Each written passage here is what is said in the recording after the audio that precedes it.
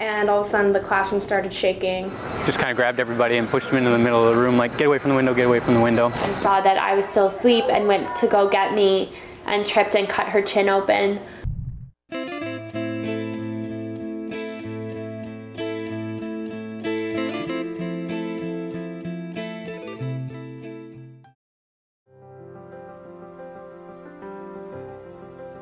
Originally from the Midwest, I came to Southern California to attend college at USC. In the wake of the 2008 Chino Hills earthquake over the summer, I was now more aware of earthquakes in Southern California and the real possibility of a large magnitude earthquake occurring on the San Andreas Fault.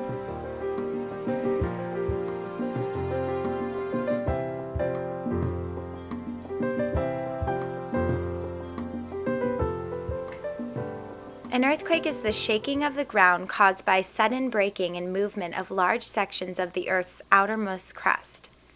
These sections of the crust are called tectonic plates. Most earthquakes occur along fault lines where plates slide past one another or collide into each other. Each day, more than 32,000 students walk across the USC campus. But what would happen if there was a large magnitude earthquake in Southern California? Would students know how to react during such a natural disaster?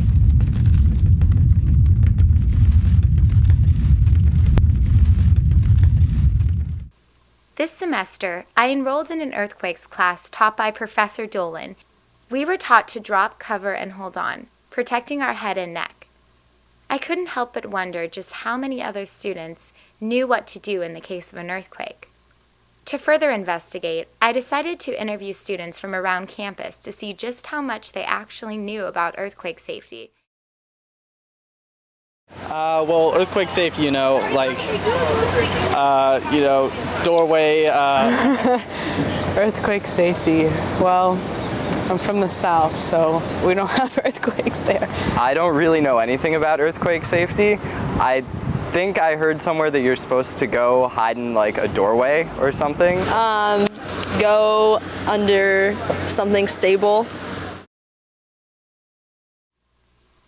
From the interviews around campus, it seemed that a few students had an idea of what to do, but many of the students were unsure about exactly what to do during an earthquake.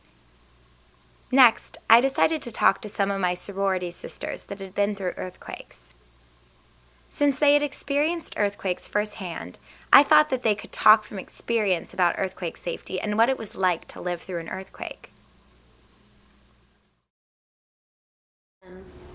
I was 6 and little, and I got scared in the middle of the night, so I went into my bigger sister's room and asked if I could sleep in her room. So I did, and the earthquake hit in the middle of the night, and she woke up and went to go get in the doorway and tripped and cut her chin open. It was like really scary, and she actually didn't realize at the time that she had like cut herself. She thought she had just like hit her chin, so she actually like picked me up and took me downstairs to where like our family was like meeting in the family room, and didn't realize that her chin was cut open until my parents saw her and she had like blood all over herself, and so that was pretty terrifying. Growing up in California, I've always learned about earthquake safety like in school and what to do at home. So I know like if you're at school or work, to get under your desk and hold on to like one of the legs at least, and like cover the back of your head with your hand. The earthquake I remember was when I was in the first grade. I think I was about 6 or 7 years old. I was living in Taiwan at the time. I was in school, and a kid in my class actually was looking out the window and was like, I think an earthquake's coming, just totally randomly. And all of a sudden the classroom started shaking, and it was big enough to have the desks fall over. Some people fell out of their desks. I'm not sure where it ranked on the scale, but it was my first earthquake. It was very scary, and I remember talking about it for weeks after the event. As my final resource, I decided to talk with my earthquakes teacher, Professor Dolan. Well, actually, people's understanding of what to do in an earthquake varies tremendously throughout Southern California. But in general, this population, the Southern California population, I think is much better educated in this regard than most populations around the world, because we obviously do live in earthquake country. And I think equally importantly, we've had some significant earthquakes, one as recently as last summer, that people have experienced. These are relatively fresh in their memories. Northridge in 1994 made a huge impression on a lot of people. Anyone who was living here remembers that earthquake quite clearly.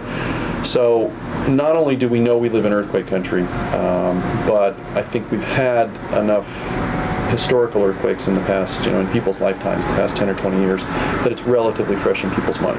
So people have paid attention to kind of the fact that they're in earthquake country.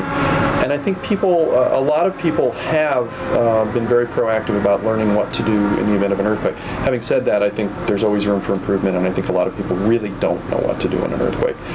But in general, I think the Southern California population is probably better prepared than most. Well, we do live in earthquake country, and it's absolutely inevitable that at some point in our lifetime, certainly in your lifetimes, we are going to experience a damaging earthquake of really significant proportions here in Southern California, perhaps more than one. So it obviously is very important for all of us to understand what to do in an earthquake. And the basic axiom is that you have to protect your head. All right. The worst thing that can happen to you in an earthquake is have something fall and hit you in the head. It's one thing if you break your arm. It's another thing if you fracture your skull. All right. So this is the basis for the whole duck, cover, and hold, most basic foundation of the pyramid of earthquake safety, which is in the event of an earthquake, you get under a heavy piece of furniture and you cover your head and the back of your neck, because that's the most vulnerable part of your body.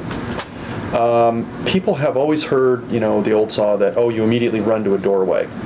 Well, doorways have doors in them, at least most of them do, which are going to swing wildly in an earthquake. So you do tend to get a lot of people doing that because they think it's the right thing to do, and they end up with broken hands and broken fingers. So doorways are maybe not the best place to go in an earthquake. Plus, there's nothing really structurally stronger about a doorway.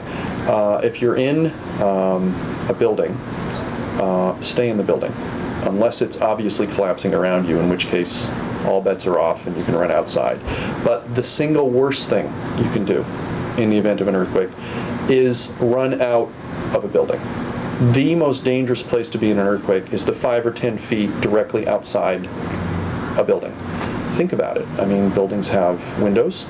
Buildings have facades, which are frequently either glued on or just resting on. They have parapets.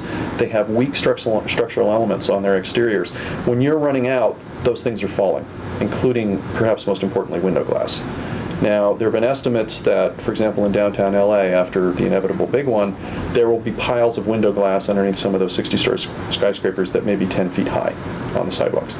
Do not run outside in the event of an earthquake.